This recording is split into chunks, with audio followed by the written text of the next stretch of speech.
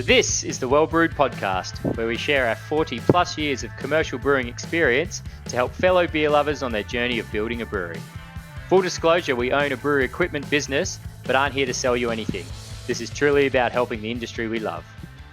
So g'day, welcome to episode 1 of the Well Brewed podcast. My name's Lachy, along with my mates Clemmy and Jake. Yo. We're drinking fresh local beer, chatting about building breweries. Now, being episode 1, I think it's important for us to explain a little bit about what we're doing and why this podcast exists. So we all love fresh beer and think there's nothing better than the times we get to drink it. Collectively, we have more than 40 years commercial brewing experience and recognise that we're uniquely placed to help people who want to build a brewery. So in the true spirit of craft beer, we want to share as much as we can from our experience for free, with the selfish goal of being able to drink more great beer more often. Now, to give anyone who's listening an introduction to who we are, let's spend a quick sec introducing ourselves and giving a summary of our relevant experience. Clemmy, do you want to kick us off? Hi, everyone. I'm Anthony Clem. So, started my brewing career back in the late 90s with Guinness. Did a bit of a contract job with Guinness in West Acton before returning to Australia and starting in a more corporate role in the brewing industry, working for Lion down in Adelaide. And then over my time at Lion, I did a fair bit of study with the IBD, diploma in brewing, and moved on to masters.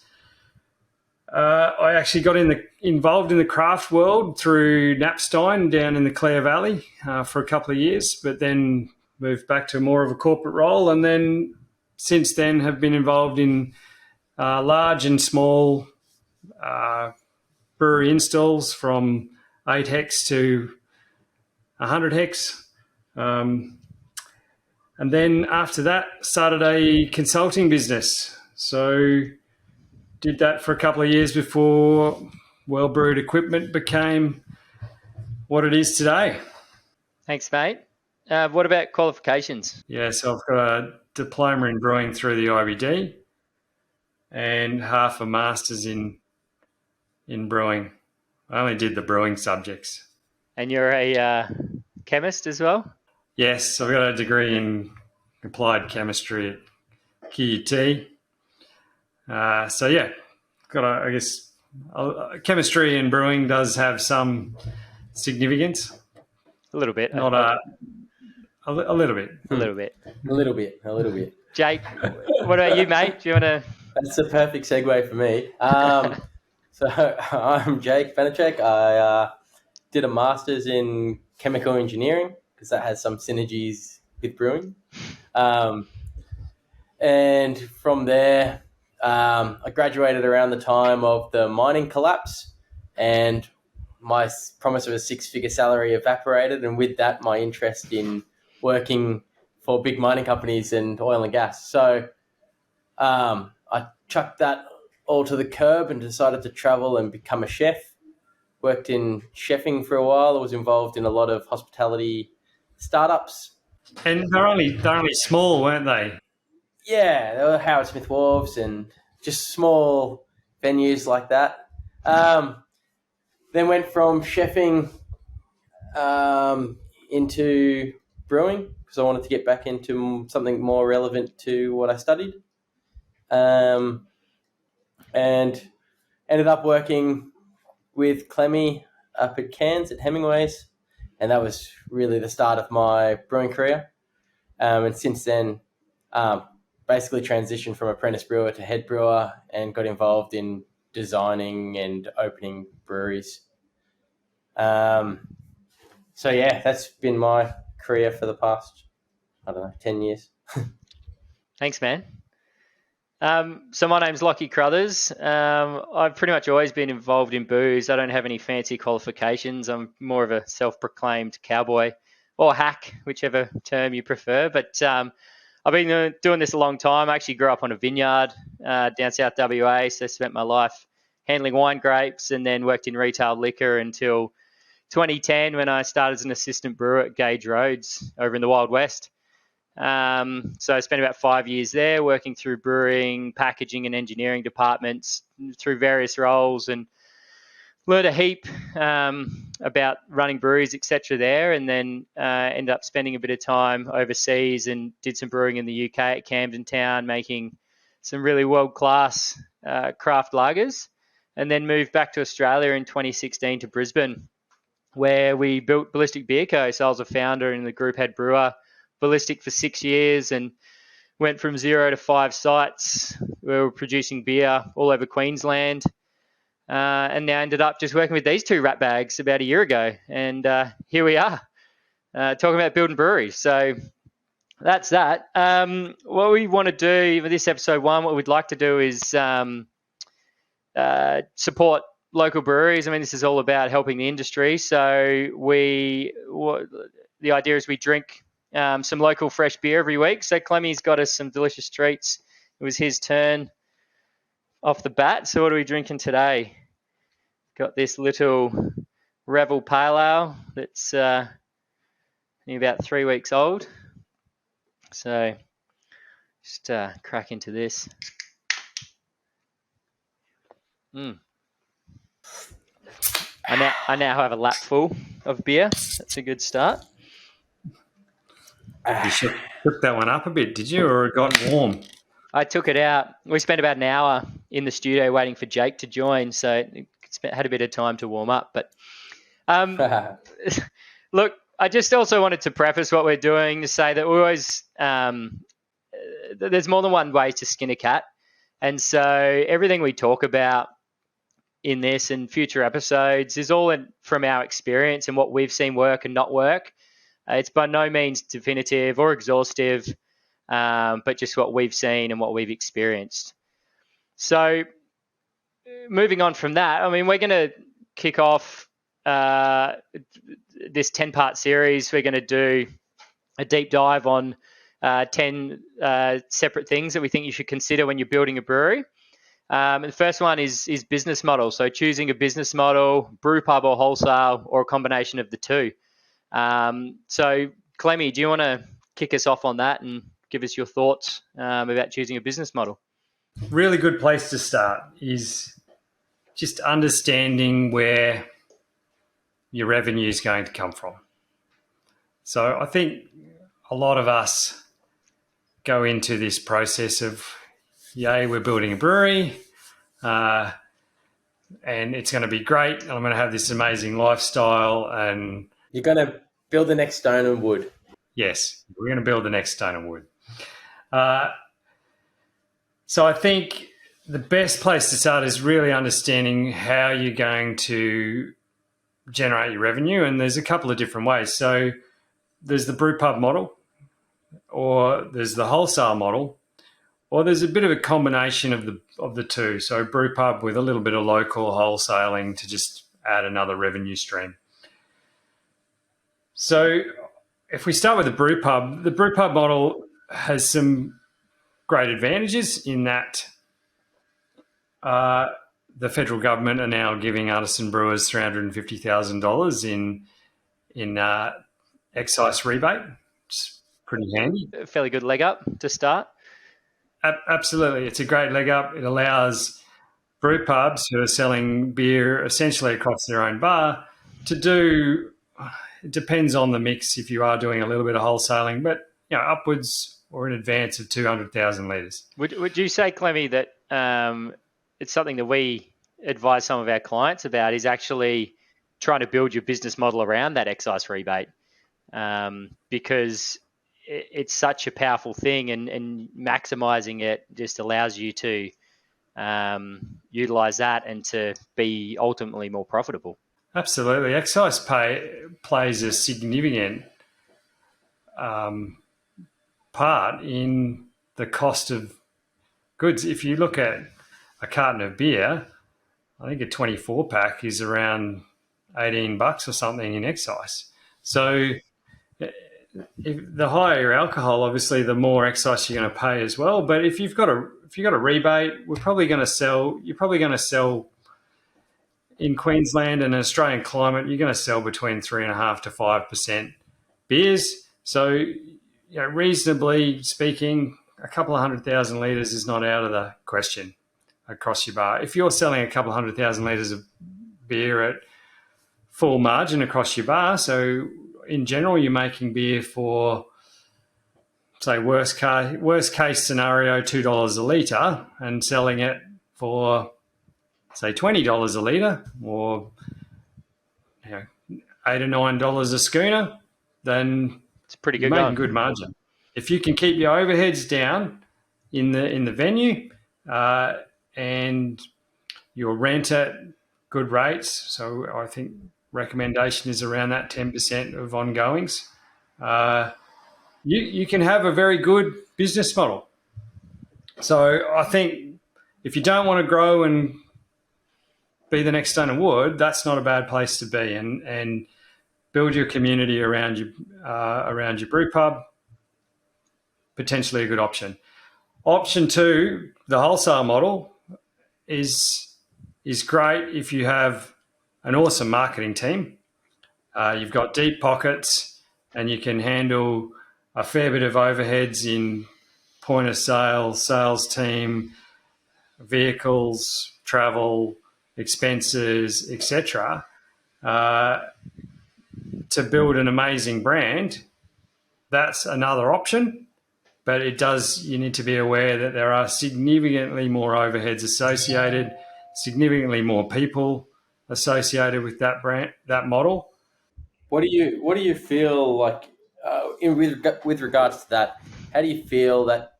How feasible is that business model in a market that's so dominated at the moment by not only lots and lots of already established craft beer brands that got in the game early, but all the fake craft beer brands that Coles and Woolworths are putting out that make it look like, make the craft beer section of the Dan Murphy's fridge already looked packed. Like, what's the realistic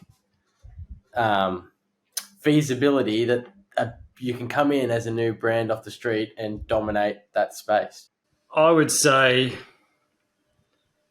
it's less feasible than doing a brew pub. Doing a brew pub, the equipment needs to be, you're paying less capital, there's less total outlay and capital investment in that brew pub model than there is in the wholesale model, for one. But the marketing prowess for me is something you need to have spot on. I mean,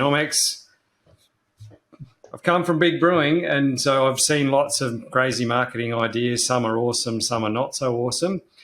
You really need to have a brand and a marketing and the whole picture, the story all together in order to be successful in that wholesale world. And I mean, I'm not saying you can't do it, because there's been some recent examples, and I'm not sure we really want to call them out on this podcast, but there's, likes of Bolter and Your Mates, for example, are doing very well, and they've got probably now a predominant wholesale model, and they've done exceptionally well. Yeah. But there are certainly pitfalls, and you do need some deep pockets and some good investors, I would suggest, to be able to really pull that off and be successful. But marketing is key. I mean, we all know as a group, I think, that you can make amazing quality beer.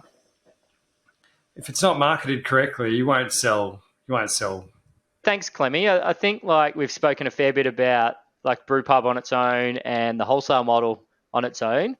Could you just give us a little bit of a rundown on the hybrid and something that's in between? Yeah, so I think this is probably the progression from pure brewpub model, selling beer only across your bar, is bringing in a contract canner to be able to produce, maybe 2 or 3 or 4 of your core brands, put them into can, and then just put them in your own fridges in your bar and just get takeaway sales happening. I mean, that the idea of that is it's another revenue stream, because we've got heavy rules in Australia around drink driving, so people might come into your bar for 1 or 2, but might want to take a few home on a Friday night. So I think it's a great way to extend the costs that people are spending in your bar, and it builds on your brand. So I would suggest that's a good place to start. And then maybe if your brand is growing from those in-house sales, that you sell a few wholesale kegs to some of your local pubs, and that's just building a community around your brew pub, so that they can go and catch up with mates at another pub, but still be able to enjoy one of your beers. And when they want to go to the spiritual home, they head back to your brew pub. So two separate other revenue streams that I think are worth doing in the brew pub model. So I guess what I'm hearing, like, there's probably two functions to that, is doing some wholesaling for a brew pub. So one is like the takeaway through your venue, which would be like an upsell, take a 4-pack after you've had a couple of beers. Would you like fries with that? Yep. Or seeing it like building that community, but then also as a marketing tool. So you may not be making huge margins Absolutely. on product you're selling to the bar down the road or the bottle shop down the road. Yeah, similarly aligned venues. Yeah, 100%. I kind of want to establish, and Lachy, you might be able to shed some light on this with your experience founding Ballistic. But so we're talking about these models. So what do you think are some generic rules of thumbs or some volume splits that kind of define the two business models, and where do you see pitfalls in the overheads associated with that? Yeah, sure. Well, look, there's brewpub to wholesale. There's this term that we talk about in the industry is called the valley of death. So it's kind of when you go from this 200,000 litre-ish per year brewpub that's doing pretty well and is reasonably profitable. Sorry, I've only had half a beer.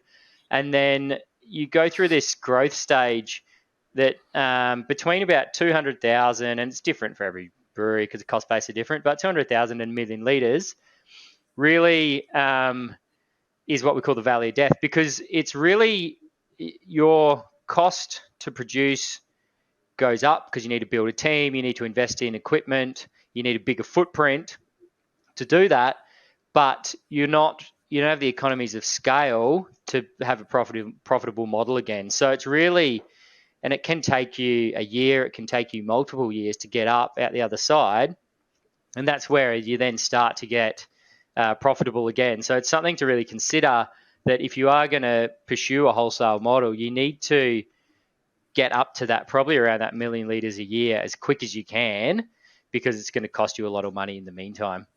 And is that also being inhibited a bit by this excise rebate? So at the smaller end, it's now cheaper to produce. As soon as you exceed that excise rebate, is that like a kind of a problem for those breweries that are trying to make that transition? 100%. Yeah, it's really hard actually. And so I sort of see this happen when the excise rebate came in, and it's fantastic that, the government are recognising beer as an industry in the same way they do wine. But I think one of the effects that it had that was unintentional is that this mid-size regional brewery becomes a slightly harder model to make financially viable, because it becomes more competitive, because everyone who's in the brewpub space can afford to pay a contract canner however much they're being charged on top of their high cost to produce. But because they're still under the excise threshold, they're not paying excise on that carton of beer. So you actually see 4-packs of beer from brewpubs out in trade at the same price or less than someone who actually has more economies of scale, which means that when you're in that weird middle ground as a regional, even if you're over the million litres, you still don't have the economy scales that the big boys have. The Bolters and the Stone and Woods of the world, who just are massive and are producing heaps of beer for a low cost base. So you can't compete with them on price. And then all of a sudden, everyone you were beating in wholesale or weren't competing with you in wholesale is now playing in the same space. It becomes really challenging. So I think the point there is that, back to Clemmy's point about marketing and branding, it's so important that if you're going to dive into the wholesale market, you need to be doing something different. You need to have very deep pockets, and you need to be able to compete and grow very rapidly. Yeah, so that range is what you're saying is from about the excise threshold, which is what, about 200,000? Yeah, let's say Litres a year? 200 to 250,000 litres, depending on To up over 1 million, which is quite a big range. Yeah, that's right. You can see what some people are starting to do, and that's play in both spaces to some extent while they're in that growth phase. So if you've got a great tap house associated with your wholesale brand, and you're doing volumes through your tap house, or and that's associated with your brewery space, then brilliant. The other option is to go and grab a few other spaces that you can shift your own beer through and reduce the like satellite tap rooms. Yeah, like satellite tap room. So if you're doing that, then you're at least making great margin, which you then can afford your excise to pay some excise on. And that's probably going to be the model that I would suggest is reasonably successful in getting you through that valley of death. So if you're going to be able to get through that valley of death, you certainly need another revenue stream that you're making really high margin on to support just the cash flow. So is that what you're saying essentially is that your brew pub and your satellite tap rooms basically subsidize your growth and like the expansion of your overheads to pave the way? If executed well. I guess the point of that is that buying a canning line and some more fermenters to grow volume is cheaper than buying multiple brew pubs, I guess. So, Yes. I mean, the cash comes into that. The other point I'd like to make is skill set. Actually, running and operating a brew pub is a very different skill set to running and operating a wholesale brewery. So Yes. that probably needs to be considered if you're looking at building a brewery, is that what are your skills and where do they lie and where do they best apply? Because when you're a brew pub, you've got food trucks or kitchens and chefs and hospitality and service to manage as well as making beer.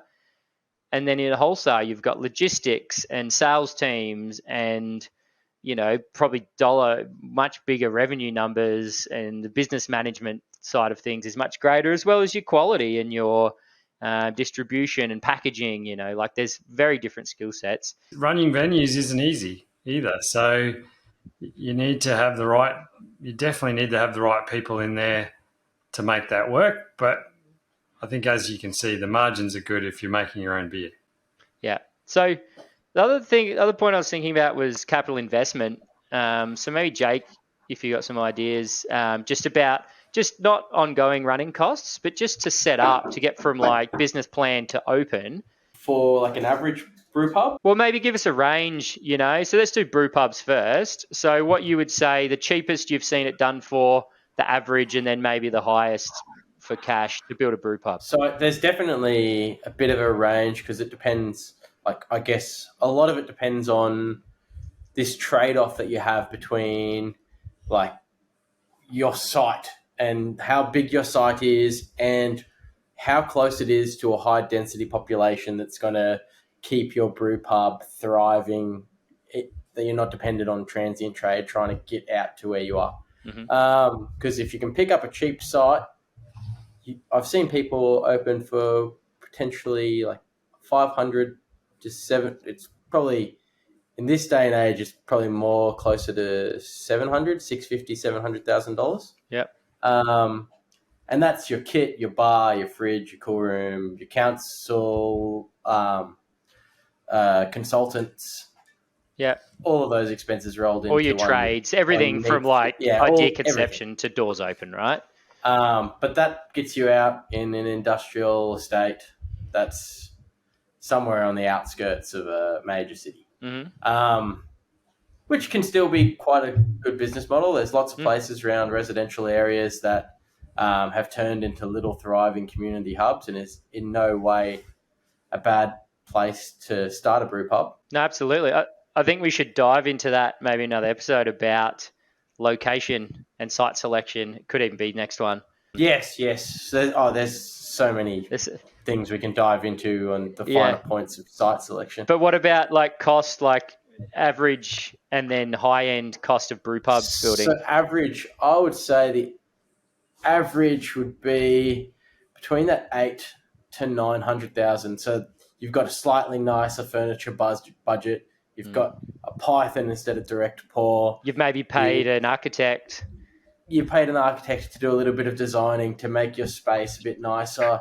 Mm-hmm. And then I've seen some installs completely blow out. I don't know. Like for $1 million, you can probably get a pretty good deal in a really nice brew pub. Mm-hmm.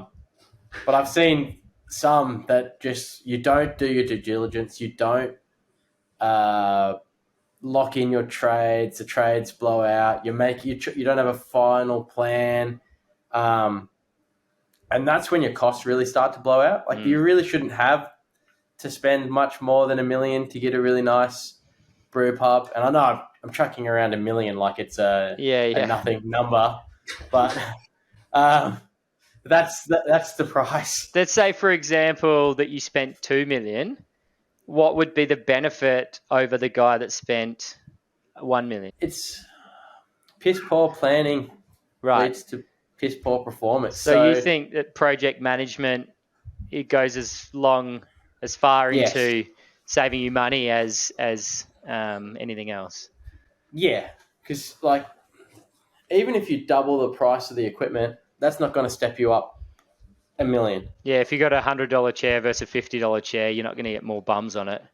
The largest cost in brewery installs is labour. Mm-hmm. Like it's not the cost of the cable tray, it's the cost of the hours that Sparky had to spend putting that cable tray up there. Sure. Let's talk about production sites then. So you want to start a brewery that's going to be out of the valley of death. So we want to plan to do 1 million litres to start with future expansion. You almost need to have $1 million in your marketing budget. Okay, but let's forget marketing. Let's just go capital investment. Cold hard equipment. You're probably looking like brewery equipment alone. You probably step up another 200,000, and that's just a case. So say you can get a reasonable 12 hectolitre brewery for what, about 350 Australian? About right. Yeah, but you're going to be brewing 1 million litres on a 12 hec. You probably want a 25. No. So a 25 hec is probably going to step you up to about 500,000 Australian. Yeah. And that's the cost of that is reflected in you're upgrading the size of every pump. You've added a couple more brewing vessels. You've added more fermenters to match your dream 1 million litre output. Mm-hmm. You've got a bigger boiler. You've got bigger pumps, bigger valves. Everything's been upgraded. So that 200,000 is directly proportional to that. You're using more steel. You've got more freight. Sure. Those sorts of expenses. But the real kicker in that business model and what you need to set up would be the size of the site that you need to rent to do it. And inner city land is expensive, so you'll be out in the burbs somewhere most likely. You're probably where you were looking at 400 meters to 600 meters squared for your brew pub, including your front of house venue. You're probably now looking in the realm of like 1,000 meters squared. Yep. I guess what I'm looking for is trying to get you to commit to a number. If I want to build a 1 million litre brewery, I'm looking at $1 to $1.5 million just for a production site to start. You could easily spend a couple of million, to be honest. Yep. Once, say you put all your brewery and your brew house together, it's a very nice four vessel, 25, 30 hec production system. For something that's really reliable and going to handle your volume, you're easily looking at that 1 to 1.5 million once you've got enough vessels to do 1 million plus litres. So from there, packaging equipment alone, depending on what you want to do with your pack side, like a decent quality 6-head can put you. It's another 500,000. Yeah, it's another 500,000. So, I think if you're looking at a production brewery with some decent packaging equipment, you're at 2 million without too much trouble. Plus. Yeah, and that's not including the working capital that you need to have in your pocket to get it off the ground. Yeah, sure. The hardest part of that is not overcapitalizing, because you invest all this money. When are you going to get ROI? Like, when are you going to get to a point where you're selling enough beer in the market that the scale tips and you start to make money? Which comes back to rock solid business planning, right? And having a good strategy. Yeah, okay. Yeah. And the other thing is probably not underestimating all of that. Having contingency in place, having investors who understand that ROI does not occur in 1 year for a production style facility. Yeah. You're looking at maybe 2 to 3 years if you want to really go down that wholesale path. Yep. Yeah. Which is probably the reason why the majority of people do the tough slog through the valley of death. And it's hard. We've all been there. Yeah, it's hard. So, okay. So, guess what we're saying here is, on average in Australia, if you want to set up a brew pub, you can get away at maybe 600,000 or 700,000, and then up to maybe 1.2 if you want to spend a bit more and get something flashier. And then both viable, both appropriate, just depending on what you're after and your business goals.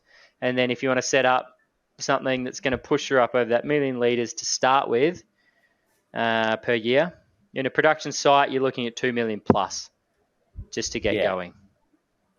Okay. Yeah, I'd say that's a pretty accurate summary. Awesome. All right, guys. Well, we're at half an hour now. I wonder if maybe we should wrap this up. I guess just for anyone listening, if there is anyone other than Mum, hi Mum, if you're out there.